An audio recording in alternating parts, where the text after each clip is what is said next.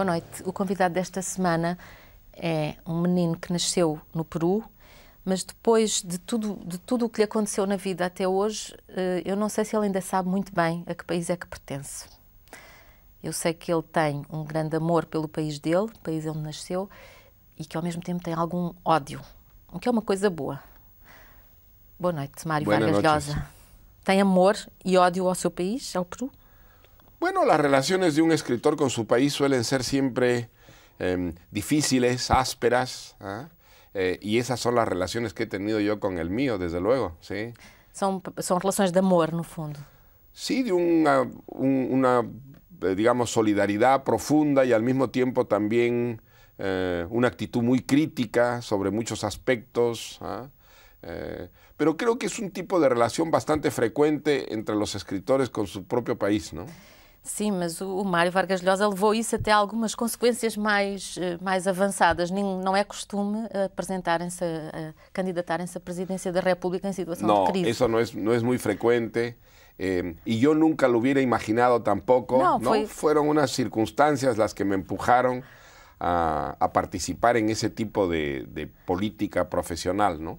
Gostaria de ter feito isso, de ter sido eleito e ter ficado e de ter sido presidente e exercer o poder, porque é um regime presidencialista. Hice lo posible por ganar esas elecciones, pero nunca tuve yo vocación por el poder político, ¿no? Fue una situación muy difícil que vivía el país, unas circunstancias muy especiales.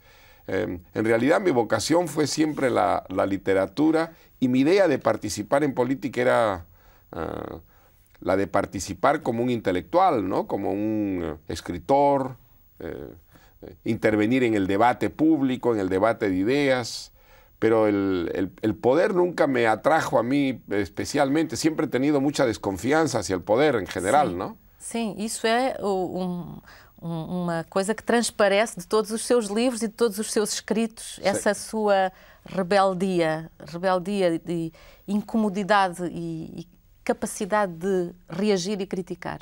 Pues creo que sí, creo que eso ha sido una actitud bastante, digamos, constante, sobre todo en el campo político, donde el Perú, América Latina, pues han vivido experiencias tan negativas, dictaduras, políticas equivocadas que han empobrecido al país. Entonces, he tenido siempre una actitud muy crítica y seguramente eso se refleja en mis libros, ¿no? E uma grande insatisfação. Aliás, creio que é a palavra que o próprio Mário Vargas Llosa utiliza para se caracterizar numa das entrevistas que eu li. Yo creo que la insatisfacción es el origen de una vocación literaria y seguramente artística, ¿no? Yo creo que cuando una persona dedica su vida a inventar realidades es porque no está satisfecha con la realidad, con el mundo, tal como son. Creo que detrás de un pintor, detrás de un músico, de un novelista, de un poeta, hay siempre alguien que rechaza el mundo tal como es y trata de crear un mundo alternativo, ¿no? Una realidad paralela, mejor que aquella en la que vive. Creo que es el origen de la vocación creativa, ¿no? Isso, aliás, é traço das duas pessoas cuja vida retrata, ou que têm períodos de vida retratados no último livro que publicou.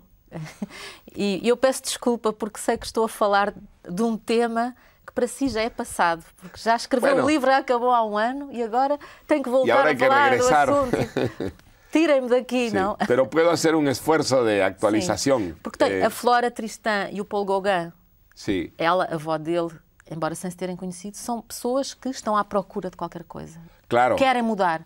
Ellos quieren alcanzar un mundo perfecto, una sociedad de justicia, el caso de Flora Tristán, y Paul Gauguin una sociedad de belleza, de placer, dos utopías muy distintas, incompatibles entre sí, pero que desde el principio de los tiempos han ejercido una gran fascinación sobre los seres humanos.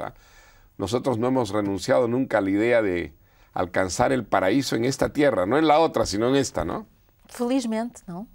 Sí, porque detrás, senão fica tudo parado. Aunque es un sueño imposible, ese sueño ha sido el motor, ¿no?, del progreso, del desarrollo. Si no hubiera sido por ese sueño, probablemente todavía estaríamos en la era de las cavernas y el garrote, ¿no? Mesmo que o resultado da luta e de uma vida inteira, no caso da Flora Tristan e do Paul Gauguin, são vidas que terminam cedo e terminam num sofrimento enorme e sem conseguir chegar lá. Bueno, no consiguen llegar al paraíso, pero sí dejan una obra muy importante. El caso de Paul Gauguin, pues, sí, deja una obra artística que es una de las más ricas, más originales, ¿no es verdad? Mas não sabe que é reconhecida. No, él murió convencido de que había fracasado, de que nadie iba a reconocer su genio, que sus cuadros no se iban a vender, ¿no? Y Flora Tristán, en cierta forma también, digamos, ella pensaba que la revolución estaba allí a la vuelta de la esquina y bueno, pues muere sin haber visto nada de lo que... Nem sequer viu a Comuna de París, que no, foi alguns anos depois. Pero la obra que dejan de todas maneras marca una nueva trayectoria, un nuevo rumbo, tanto a la lucha política como a la aventura artística, ¿no? Flora Tristán es una gran pionera del feminismo, de la lucha por la emancipación de la mujer, por la igualdad entre hombres y mujeres. En eso realmente ella es una de las primeras personas que asume ese tema como prioritario en la agenda política, ¿no? Y Gauguin, pues, es un artista que se abre a otras culturas, que reivindica las culturas primitivas como una fuente de enseñanzas, de valores artísticos. O sea que ambos também nisso, porque fueron depois, grandes pioneros sim, en sim, sus sim. campos respectivos, ¿no? Mesmo que a Flora Tristán tenha imaginado uma utopia, tenha tido uma utopia que era irrealizável e impossível e horrível, porque era um mundo todo organizado, na linha do Fourier e do Saint-Simon, no fundo, isso é uma coisa que era quase impossível não acontecer naquela época, que imaginassem um mundo organizado de outra maneira. Bueno, en el siglo XIX estuvo en el centro de la cultura, ¿no?, la idea de que si se diseñaba racionalmente una sociedad perfecta, luego se podía incrustar en la historia, ¿no? En ese sentido, pues Flora Tristán es una mujer de su tiempo, ¿no? Una discípula de Fourier, de Saint-Simon, de Cabet, de Owen, el inglés.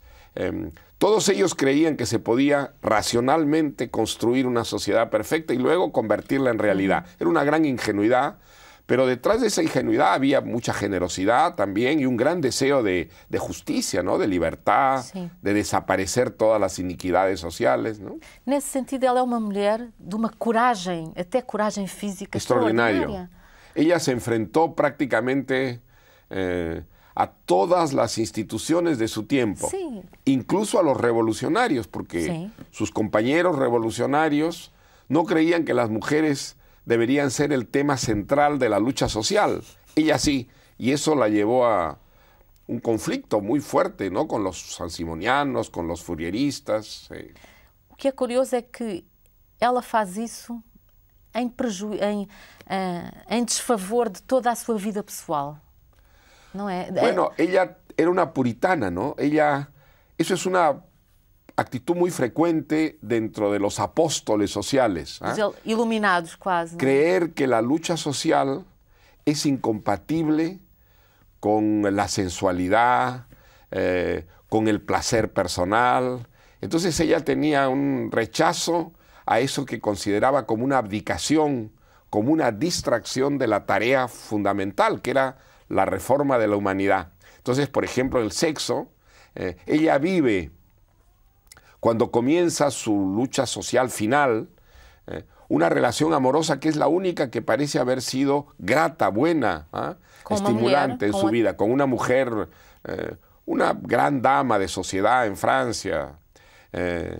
Y, sin embargo, la corta porque piensa que ella no tiene derecho a perder el tiempo gozando cuando hay tantos males sociales que corregir, ¿no? Es una actitud puritana E leva a sua falta de saúde até a última consequência. Hasta las últimas consecuencias. Ella, Arrisca los últimos 10 meses de su vida, ella hace una gira por el sur de Francia, promoviendo esta internacional que ella creó, que se llamaba la Unión Obrera, que era una alianza de mujeres y obreros, las dos víctimas, decía ella, ¿no? Y es una gira realmente dramática, porque ella está muriéndose, probablemente con un cáncer, ¿ah?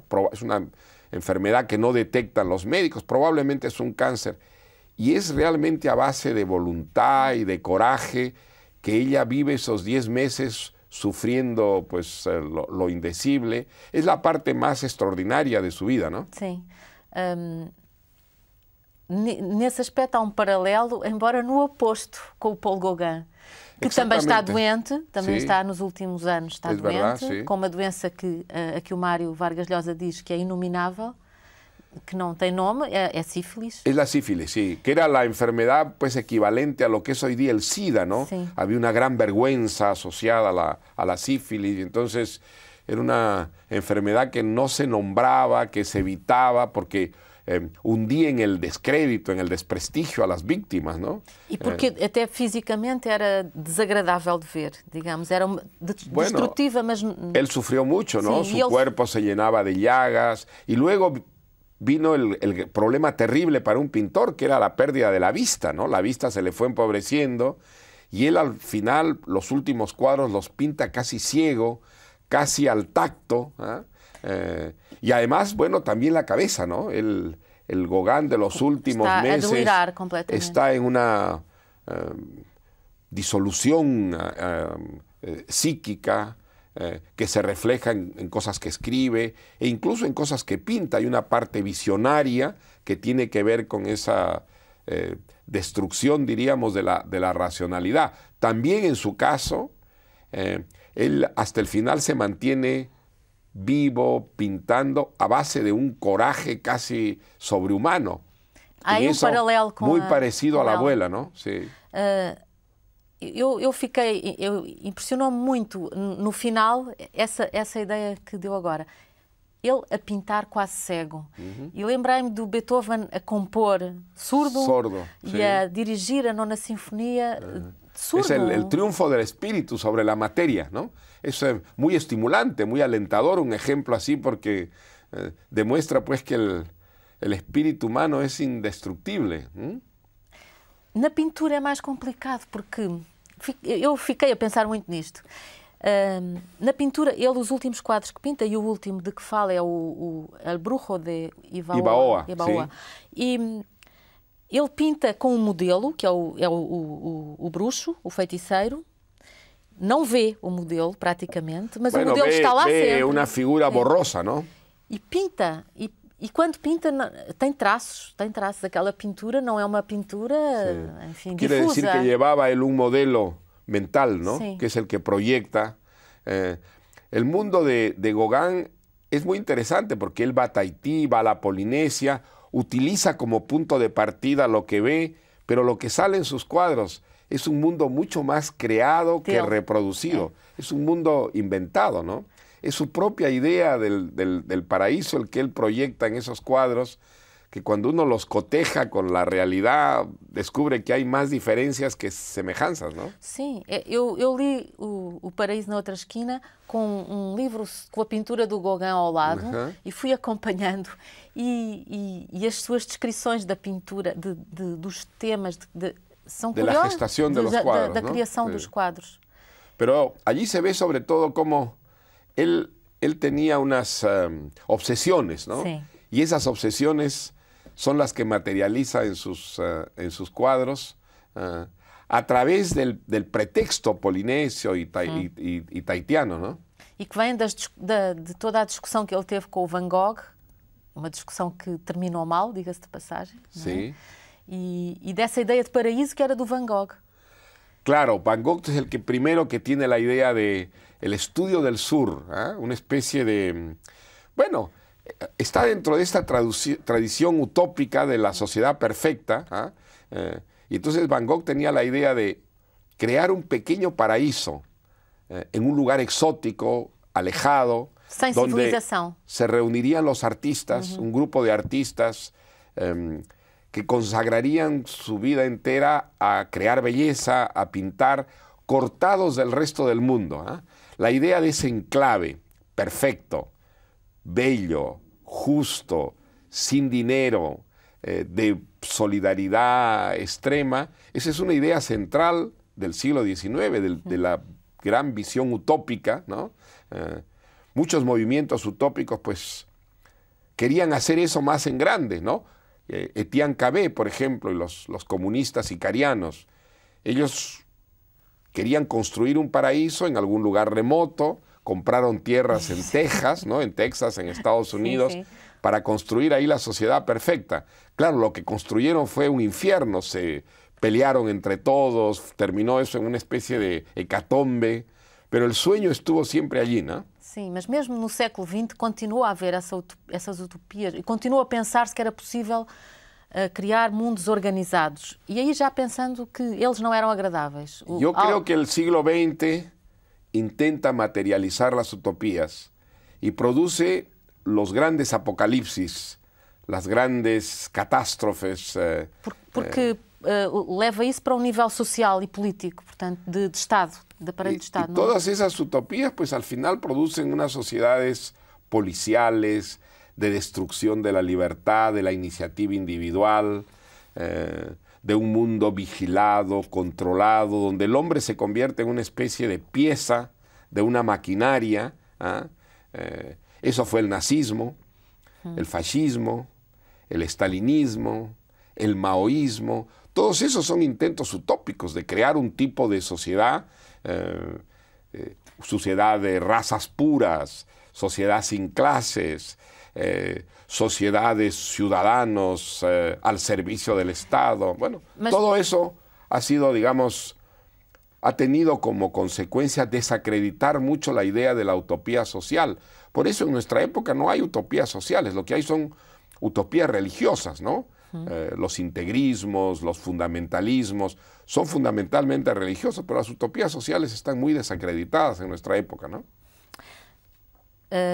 Posso fazer um salto para o seu filho, que foi um Rastafari, Gonçalo, seu filho Gonçalo, e que hoje em dia a sua mulher Patrícia disse-me, ele é um santo de hoje. Bueno, él dedica su vida a trabajar con los refugiados, ¿no? Exatamente. Él trabaja con la ACNUR. Esses são os santos de hoje, não é? São os nossos heróis de hoje. Exactamente. Independentemente de ser o seu filho, enfim, eu não conheço o seu filho, mas es é un trabajo muy admirable porque requiere una gran vocación, ¿no? Hay que vivir en sitios espantosos.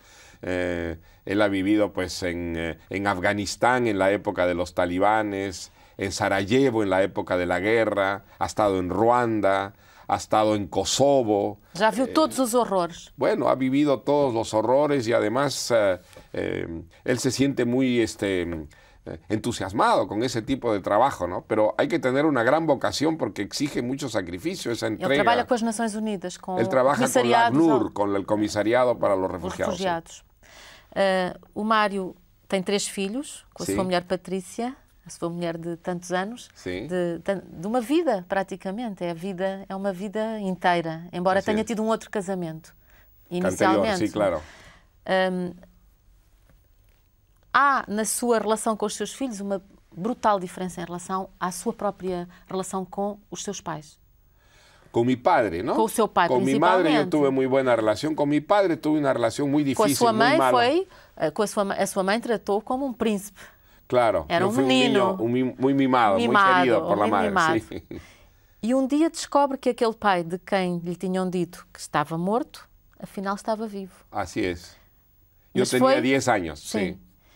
Fue una experiencia A descrição que faz dessa situação, desse encontro, nas memórias que tenho, num livro que em português se chama Como Peixe na Água, é terrível, é angustiante, arrepiante. Como é possível a relação de um pai e de um filho ser assim? Isso deve ser uma coisa devastadora numa vida. Bueno, a mí me marcó profundamente esa experiencia, ¿no? Yo creo que esa es la experiencia quizá más importante que he tenido yo en la vida y de la que, digamos, resultaron más consecuencias, ¿no? Crê que foi mesmo, porque eu li isso numa entrevista, que há que essa circunstância ou esse sofrimento o levou para a necessidade de criar outros mundos, como há pouco disse, a questão de criar outros Bueno, mundos? yo creo que, digamos, como esa relación a mí me aisló mucho, la literatura resultó un gran refugio. La ficción, ¿no? Se este mundo, o meu mundo não é bom, vou inventar hasta outro. entonces yo había leído mucho, pero recuerdo que en esa época leí de una manera mucho más intensa, sistemática, porque el mundo de la ficción era un gran refugio donde yo podía aislarme y allí yo estaba como defendido contra la soledad, la frustración, el miedo. Así que mi vocación seguramente, si no nació, se fortaleció a partir de esa experiencia que fue efectivamente una experiencia traumática, ¿no?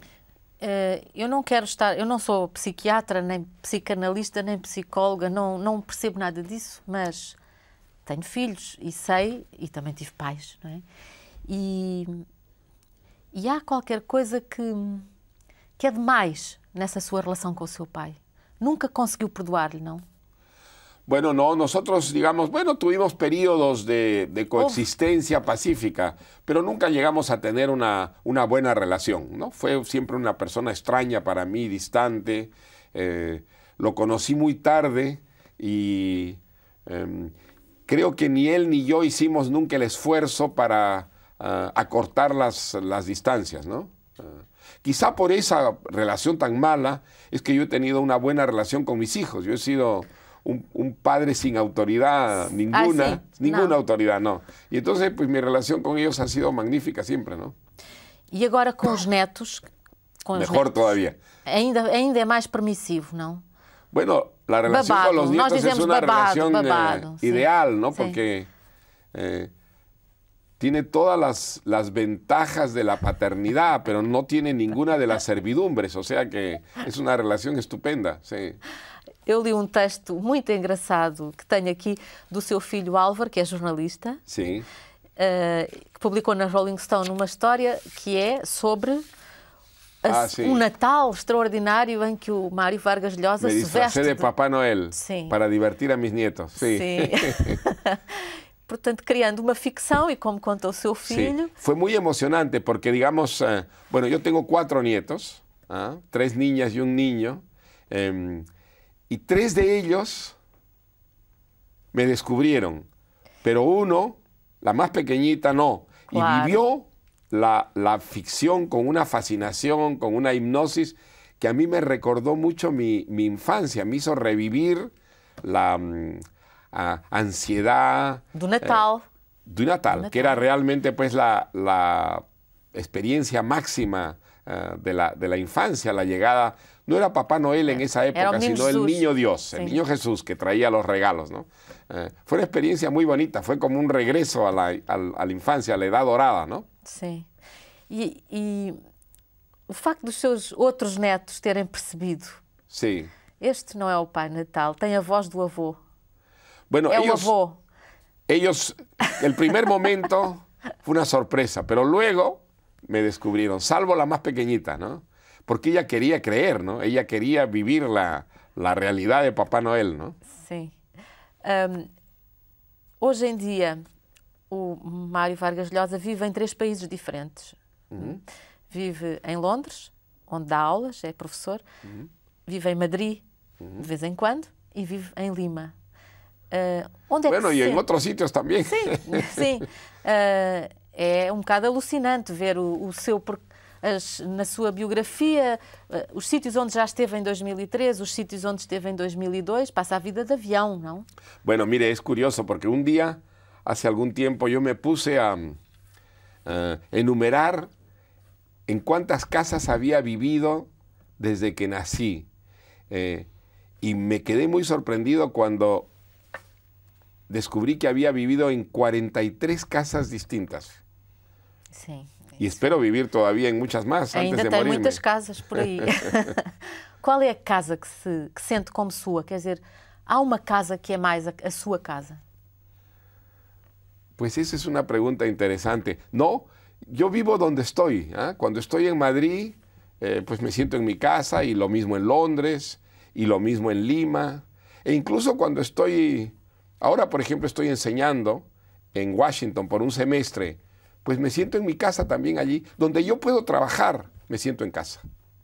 Está sempre a escrever. Siempre. Eso es lo que tengo yo de estable en la vida, es mi trabajo. Eso sí, yo mantengo una rutina, unos horarios, y lo que cambia es el entorno. El entorno sí muda, pero lo estable es la literatura, ¿no? Sim, e tem certamente os lados práticos da vida organizados pela sua mulher, Patrícia. Ella organiza todo eso. Yo de eso me desentiendo completamente. Pois, por isso não tem que se preocupar com No, a parte no, prática. en absoluto. Não? Nunca me he preocupado por esas cosas prácticas, nunca. Entretanto, há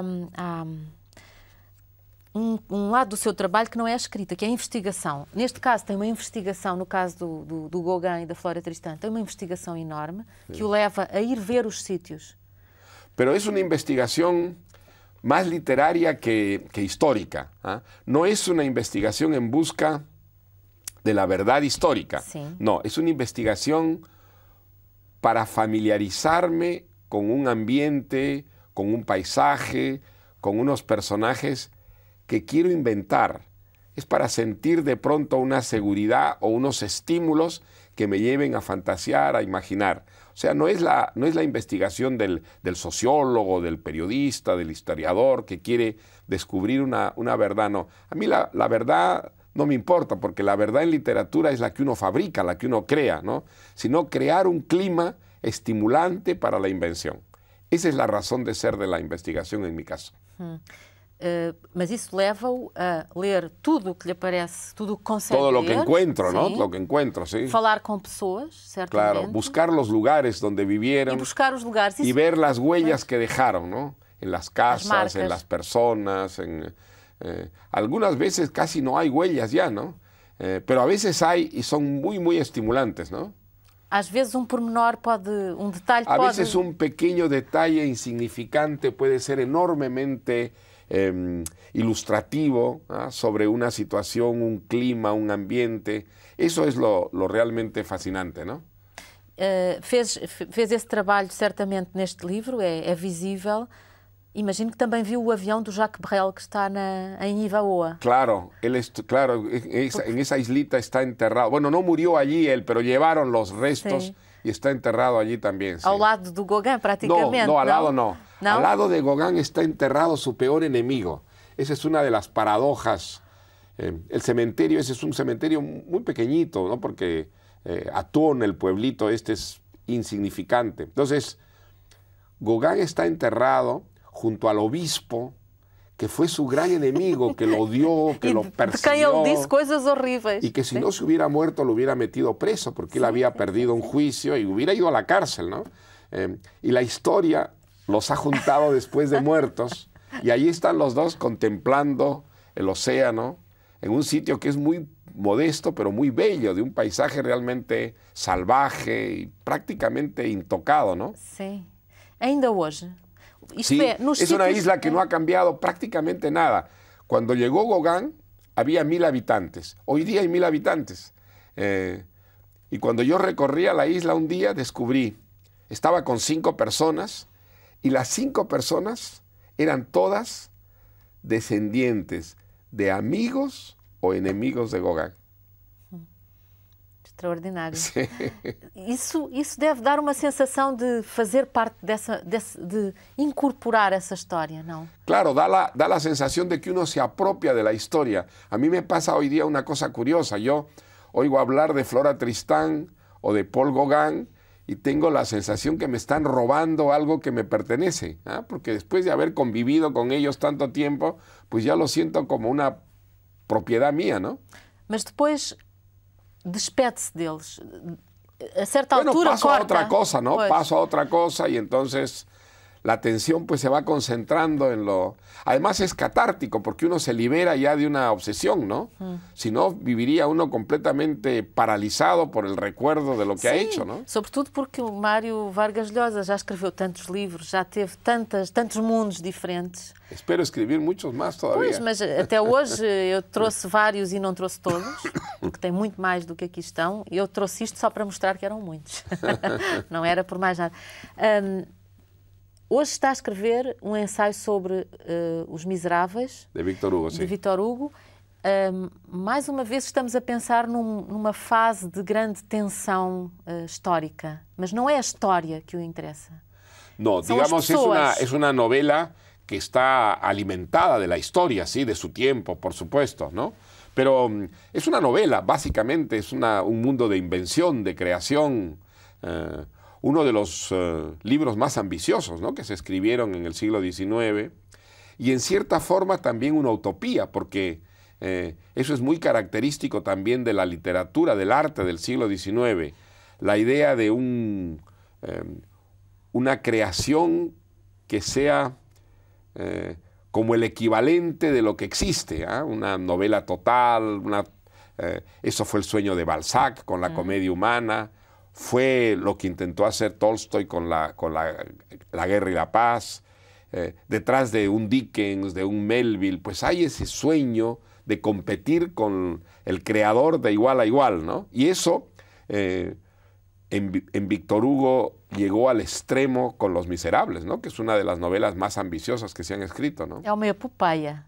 Una epopeya, muchas cosas a la vez, porque es la historia del siglo XIX, la historia de las guerras napoleónicas y al mismo tiempo la historia privada del propio Victor Hugo y la gran proyección en una ficción de un sueño, ¿no?, de redención, de limpieza moral, de alcanzar una especie de santidad a través del sacrificio, de la inmolación. Todo eso es parte central de la cultura del siglo XIX. E é um tema que o interessa a si especialmente, porque é um tema recorrente no seu trabalho? ¿En Los Miserables? Não, assim. Para o Mário Vargas Llosa, o tema da utopia e de procurar qualquer coisa aparece na sua obra toda. A mí siempre me han fascinado mucho esos personajes que han tratado de romper los límites, ¿no?, de ir más allá de lo posible. Esos personajes que son los que han hecho pues avanzar a la humanidad en todos los campos, ¿no?, en el campo artístico, en el campo político, en el campo de las ideas. Creo que ese es un tema que se repite mucho en mi obra, en distintos ambientes, en distintas épocas, en distintas actividades, pero la aventura como una ruptura de los límites de la condición humana, ¿no? Es el caso de Flora Tristán, evidentemente, es el caso de Paul Gauguin, pero también es el caso de Victor Hugo cuando escribe Los Miserables, ¿no? Va más allá de todo lo que se podía concebir hasta ese momento en una empresa novelesca, ¿no? Por estes dias temos em Lisboa uma encenação da Guerra e Paz, aliás, por um grupo russo, precisamente, e a Guerra e Paz e Os Miseráveis são quase o espelho, são dois olhares sobre a mesma guerra, a mesma situação histórica. En cierta forma, ¿no? Digamos, porque la Guerra y Paz está más concentrada sobre las guerras napoleónicas, pero en Los Miserables hay esa cosa extraña que es ese salto temporal hacia la batalla de Waterloo, que no forma parte de la historia, que es como un collage, pero un collage de casi 100 páginas, donde hay una, no reproducción, sino una recreación de lo que pudo ser la batalla de Waterloo, que acerca mucho efectivamente el mundo de Tolstoy y el mundo de Victor Hugo, ¿no? Hay que decir que La Guerra y la Paz es una novela más moderna, con una construcción, con una organización de la historia más moderna de lo que es Los Miserables. Los Miserables está más dentro de una tradición clásica, ¿no? Pero sí, lo que tienen de común es que ambas son novelas extraordinariamente ambiciosas, ¿no? Essa focalização em temas do século XIX que o Mário Vargas Llosa tem e de que fala em entrevistas noutro sentido e comentando uma frase do Borges que é: não me interessa ler, já não tenho tempo para ler escritores vivos. Sí. Yo no digo eso, no. Não diz. No. Mas diz Yo leo que escritores vivos. lê escritores vivos. Lo que, digamos, cuando yo era joven, como todos los jóvenes, creía que tenía tiempo para leer todos los libros. Después uno descubre pues, que no tiene tiempo para leer todos los libros y entonces se vuelve más exigente en sus lecturas, ¿no? Si un libro no me gusta, pues hoy día lo dejo. Y cuando era joven yo no dejaba nunca un libro sin terminar.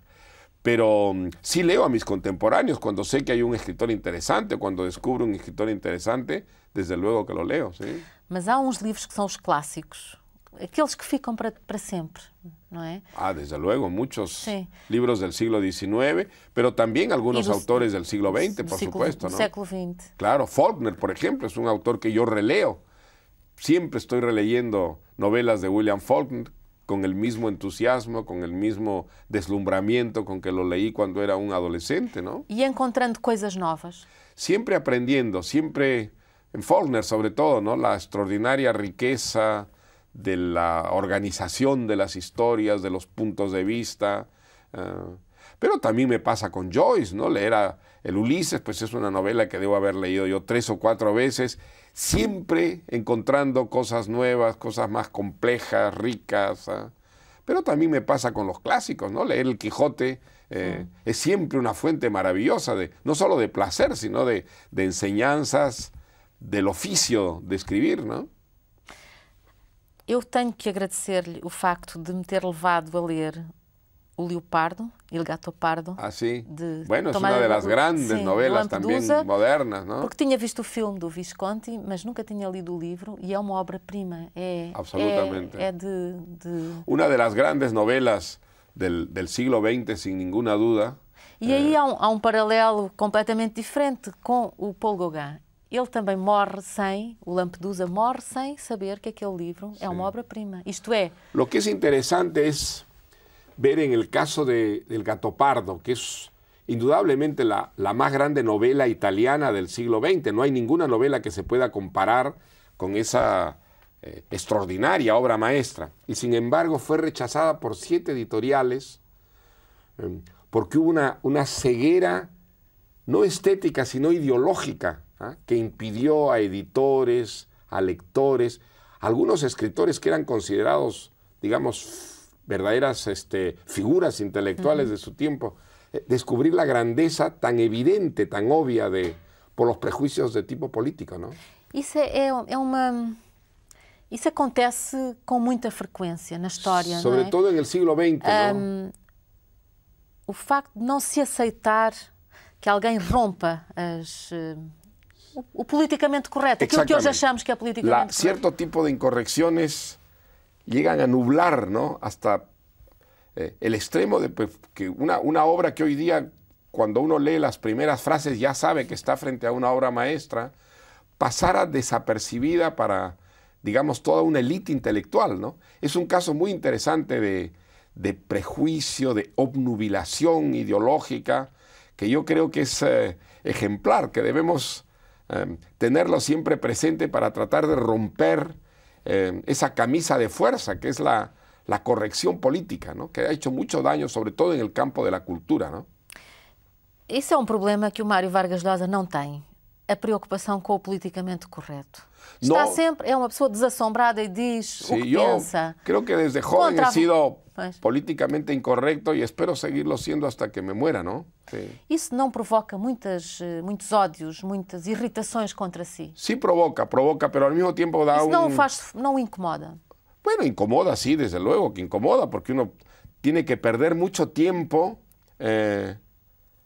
aclarando cuál es su posición. Lo terrible es que cuando en el debate político generalmente la mejor manera de destruir al adversario es descalificándolo, desnaturalizando completamente lo que dice para poder despreciarlo más. Entonces hay que estar aclarando todo el tiempo que no es verdad esa visión caricatural de lo que uno supuestamente es. Pero al mismo tiempo, a mí me da mucha libertad saber que lo que yo digo, lo digo fundamentalmente por convicción y no por moda ni por oportunismo. Eso creo que da una, sobre todo, libertad interior, espiritual, que es fundamental a la hora de escribir. Yo creo que el escritor que está condicionado por el prejuicio o la moda, a la hora de escribir está muy mediatizado. Su espíritu no vuela con la libertad, con la audacia, con la que es fundamental escribir si uno quiere dejar una obra que lo sobreviva, ¿no?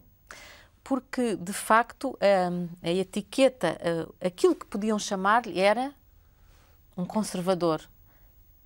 Em termos políticos, é conservador. Yo no soy un conservador. Mas não se considera conservador, no, no soy un conservador porque, por definición, un conservador es alguien que cree que lo mejor está atrás y que es un modelo que debe ser respetado y continuado. Yo no creo eso. Yo soy un liberal. Un liberal es alguien que cree que lo mejor está por hacer, está por crear, que el modelo del pasado puede ser un punto de partida, pero no un punto de llegada, ¿no? Yo creo en el progreso, por ejemplo. Los conservadores generalmente no creen en el progreso, pero yo sí creo en el progreso. Yo creo que la sociedad puede ir corrigiendo las limitaciones, los defectos, ofreciendo más libertad, ofreciendo más legalidad, más oportunidades a las personas. Y de hecho, pues está ocurriendo en distintos países, ese progreso es una realidad. O sea, y una persona que cree eso no es conservadora. La acusación de conservador es un chantaje, generalmente de los fanáticos de izquierda. Para tentar puxá-lo. No, es un chantaje. Es un chantaje para decir, bueno, o tú sostienes lo que yo sostengo, o tú eres una persona despreciable. Ese tipo de chantaje a mí me merece un absoluto desprecio, ¿no? Y sobre todo porque a muchos intelectuales los ha corrompido profundamente. Ya no se atreven a opinar con libertad, por cuenta propia, para não ser vítimas dessa descalificação, não? No entanto, pode haver pessoas que pensam que o Mário Vargas Llosa defende posições precisamente por oposição a isso, não? Que no, também, porque, que no digamos, fundo seria No, yo puedo equivocarme, pero yo no soy un payaso, ¿no? Yo no busco pues la publicidad. Suponho que no. Del rebelde. O rebelde permanente. Del rebelde mediático, Sí. ¿no? Ya estoy viejo para eso, ¿no? Defiendo las cosas que creo y muchas veces me equivoco, por supuesto, pero no tengo ningún temor en rectificar. Cuando me equivoco, pues E acontece rectifico. em situações de grande crise, imagino a situação, por exemplo, da guerra no Iraque, tomar posições que no momento são demasiado extremadas e depois pode acontecer que depois perceba aquilo que eu disse não era exatamente aquilo que eu hoje penso. Efectivamente.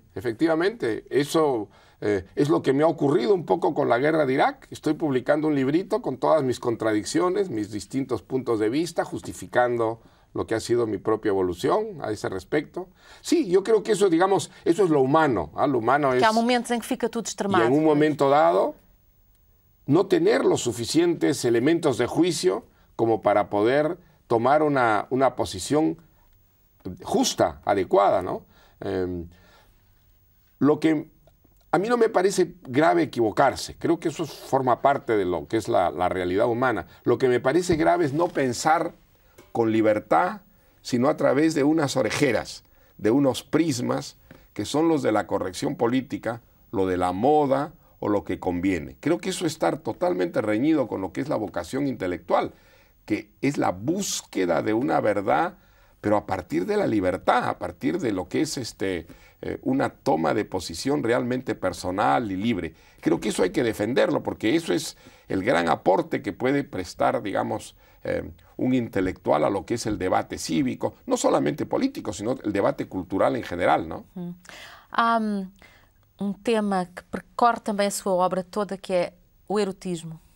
o amor, erotismo, sí. o erotismo aparece em todos os seus livros. Eu estou a dizer todos os seus livros, posso estar a exagerar, mas Quizás acho que aparece más muito. en unos que en otros, ¿no? Sim, Desde mais luego. nuns do que noutros, mas o Mário Vargas Llosa sente muito com os sentidos, escreve com os sentidos. Estou a fazer-me perceber. Isto é, não é uma escrita racional, meramente mental. Há muito de sentido nisto. Aliás, é um apreciador de pintura, é um apreciador de... E vê-se nos livros, das coisas, dos sentidos. Bueno, sí, a mí me gusta la vida, ¿no? La vida, no solamente en su aspecto intelectual, sino también en su aspecto físico, en su aspecto material. La vida está hecha de ideas, pero también está hecha de sentimientos, de pasiones, de deseos. Todo eso es lo que hace de la vida esa cosa diversa y maravillosa. Y dentro de esas experiencias, pues la experiencia del amor, en su vertiente sentimental y en su vertiente física, que es la del erotismo, son experiencias que enriquecen extraordinariamente la vida y a las que yo no quiero, desde luego, escapar, ni mucho menos. Pero no creo que en mi obra el erotismo tenga un protagonismo, digamos, não, eu não disse privilegiado. Que é um protagonismo. No creo. É um tema que Pero aparece. es una presencia. Sim. Sí, es Há una escritores presencia. onde não aparece. Há escritores onde nós não encontramos esse En algunos lado. no, desde Sim. luego. En algunos hay Sí. como una... Mas uma cena... evasión de ese tema, Sim, ¿no? mas há uma cena erótica é extremamente difícil de escrever, certamente, porque tem que ter uma delicadeza especial, não? Y sobre todo porque existen, digamos, muchos partipris sobre el tema del sexo, del amor físico. Entonces, para poder ser novedoso, para dar una frescura a ese tipo de episodios, hay que trabajar mucho el lenguaje, la presentación de esas situaciones. Y mi experiencia es que esos episodios son generalmente los que más trabajo me cuesta escribir en una historia, ¿no? Não estou a falar só de amor heterossexual, porque trata com a mesma delicadeza o amor homossexual. Sí, bueno, É a sensualidade que lhe interessa. la relación homosexual, pues, es una relación que despierta muchas prevenciones y muchos prejuicios, y por eso mismo requiere un tipo de tratamiento extremadamente cuidadoso para no caer en la caricatura, para no caer en la irrealidad, ¿no? Eu vou voltar um pouco atrás e vou voltar a falar-lhe do Lampedusa, do Leopardo, porque há pouco disse, eu agora estou velho, não está velho, visivelmente não está velho, mas o Leopardo tem o lado o final daquele homem, não é? A idade é complicada, é difícil a idade. Bueno, cada época tiene su propio espacio, ¿no? De actividades, de sueños, de realidades. Yo creo que a los 50 años uno no puede ser lo que era a los 15 años. Y si trata de serlo, generalmente se produce allí una confusión y a veces muy patética, ¿no?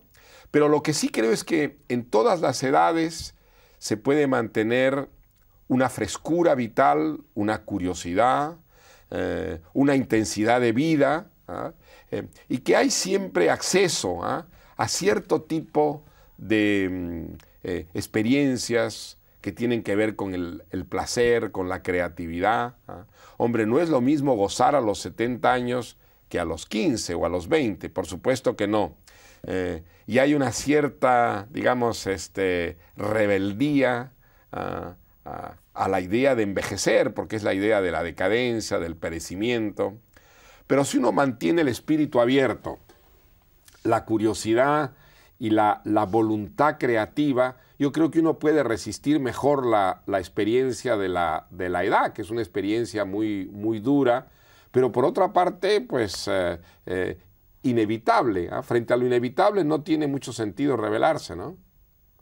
E isso trouxe-lhe algum lado de regresso à religião? De alguma maneira? Até hoje não trouxe? Bueno, yo no digamos... No tem ese sentido. Bueno, digamos, me interesa la religión como fenómeno intelectual, ¿no? Sí. Y a veces político, sí.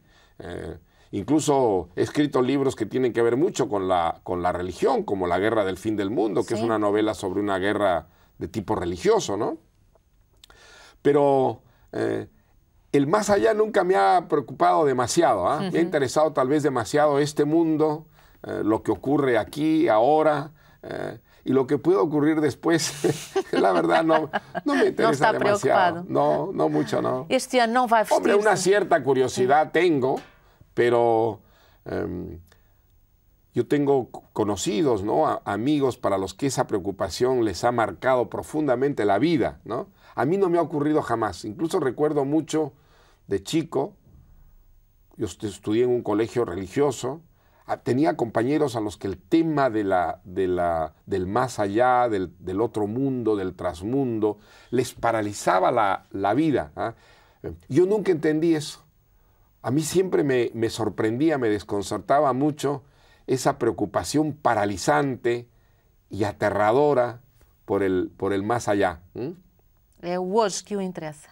Me interesa el más acá, me interesa esta vida. Yo creo que lo fundamental de lo que yo soy como soy se juega en esta vida y por lo tanto pues estoy sumergido en esta vida con mis 5 sentidos y con todo lo que tengo, ¿no? Obrigada. De nada, con mucho gusto. Muito obrigada por ter vindo.